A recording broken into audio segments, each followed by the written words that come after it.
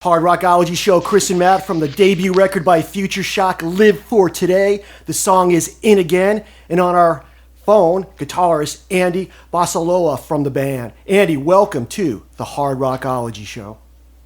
Thanks a lot, guys. Thanks for inviting me. No worries, man. We had to have you on the show. We've more recently this past year we've had the top 13 tracks on our station, and you guys have been a mainstay on that list with not just one but a couple tracks from this debut album. So I had to get you on the show and talk a little Future Shock. So why don't you go ahead and tell us a little bit more about the band and how you guys came together?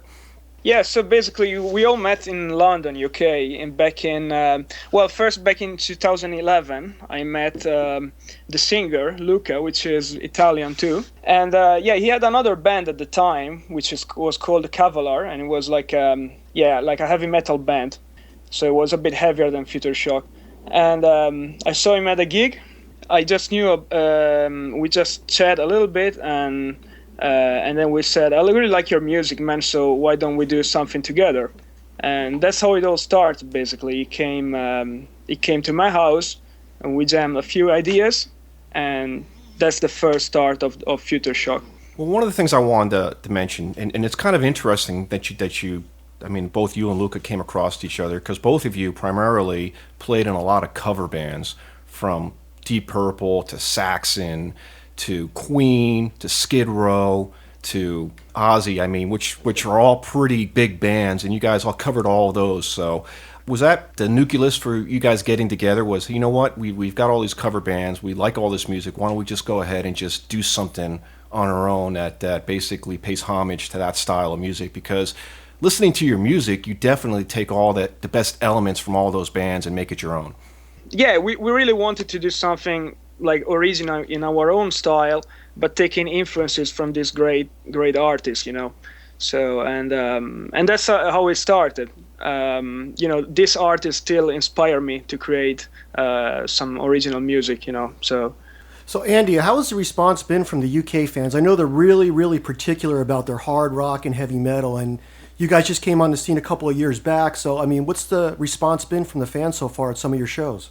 Yeah, it's been great. They really enjoy the live shows here. They're really, the UK fan base is really present on the live scene. That's what I would say.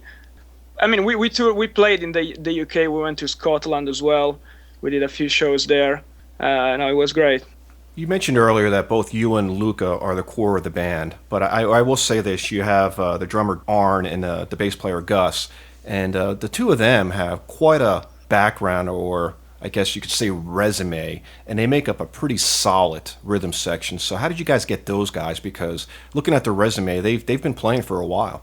Yeah, so basically the drummer, Arn, was playing in Luca's band, Cavalier, which was Luca's previous band.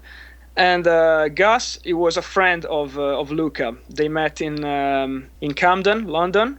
And they met actually at a jam night. You know, they are doing this jam night every Sunday in Camden, and that's how they met basically. And it's all about knowing each other and getting all these contacts. What's that like? You mentioned a jam night, and you hear a lot of if you go back to the history of hard rock, heavy metal back in the 70s, 60s, and stuff like that, a lot of these bands were jamming together. Is that kind of what it's like on a Sunday night? A bunch of you musicians get together and just start jamming, and is that how a lot of people find each other? Exactly. There's a place in Camden. It's actually in a pub. It's a quite well-known pub, and they do this jam night every Sunday, and it's called Metalworks.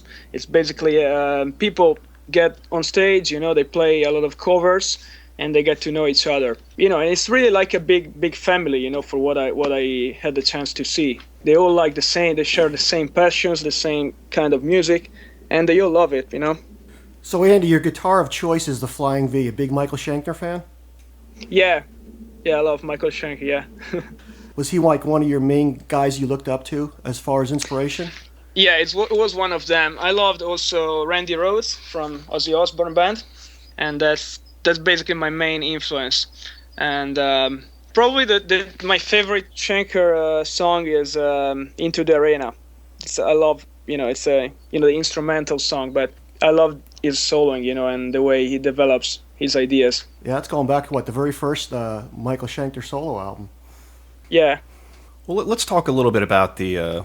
Let's talk about the new album. Yeah, exactly. I mean, 'cause I will say this: I have had a chance. Like I said, I just picked up the debut EP from 2012, and definitely sound wise and production wise, you guys have definitely took it up a notch for this new release. So why don't you go ahead and tell us how this new album came together?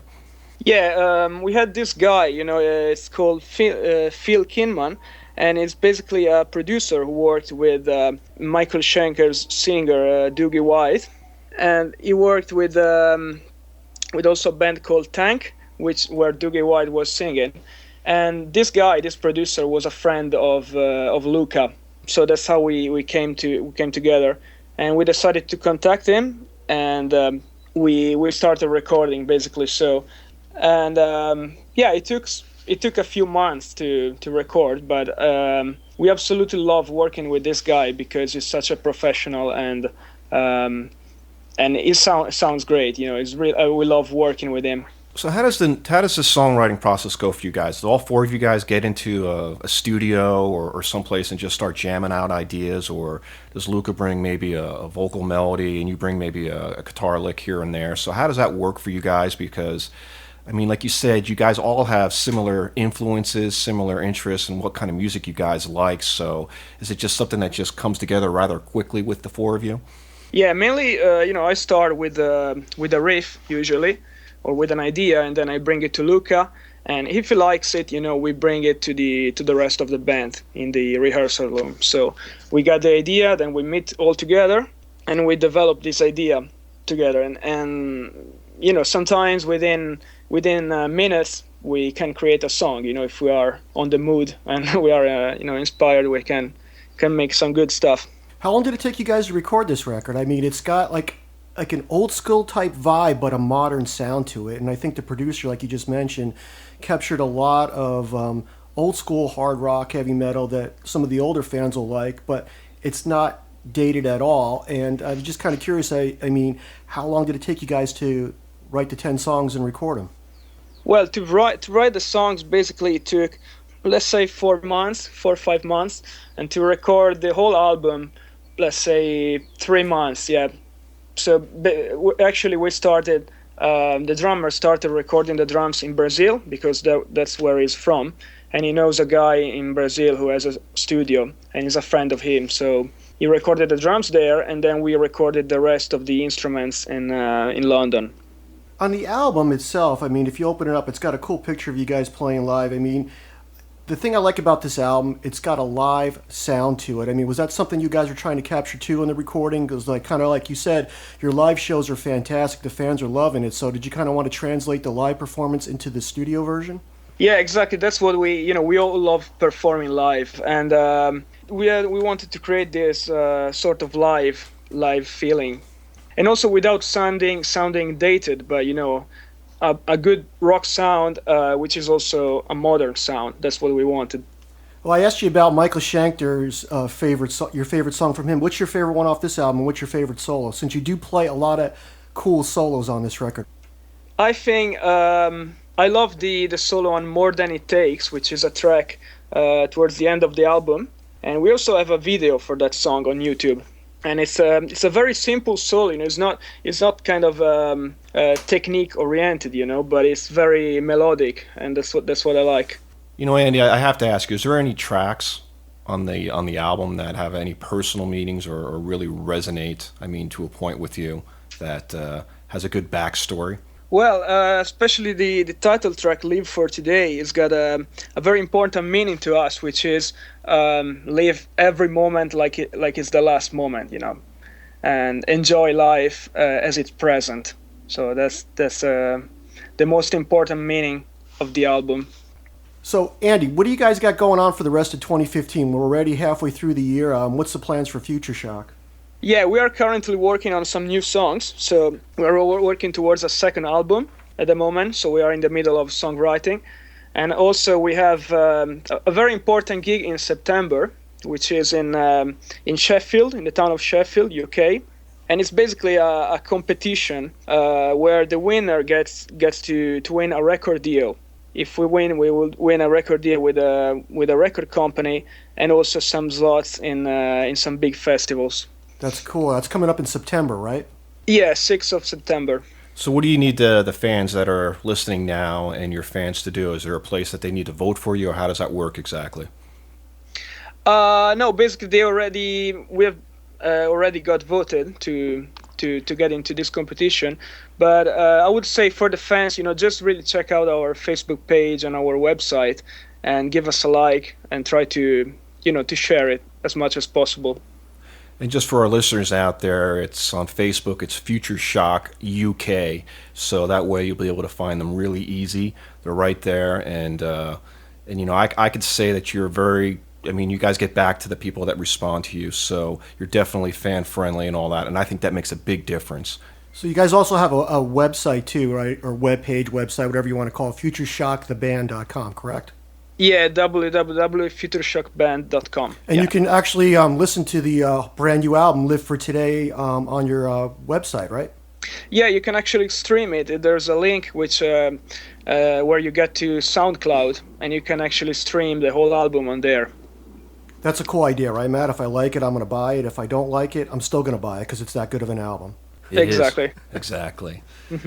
All right, this is a very important question before we let you go, Andy. Spinal Tap moment. Every band has had a Spinal Tap moment, or every member of a band has had a Spinal Tap moment. You have something you want to share with us?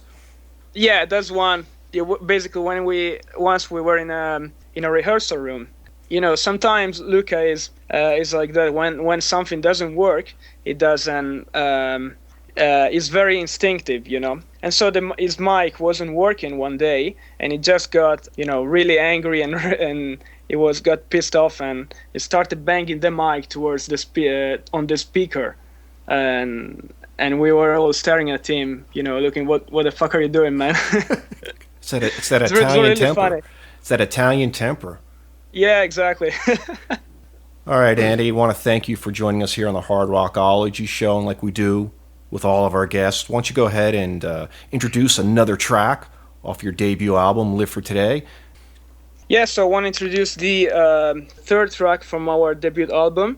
It's called Sea of Chances, and it's all about what you can get in life and all the great occasions you can find, and I hope you enjoy it.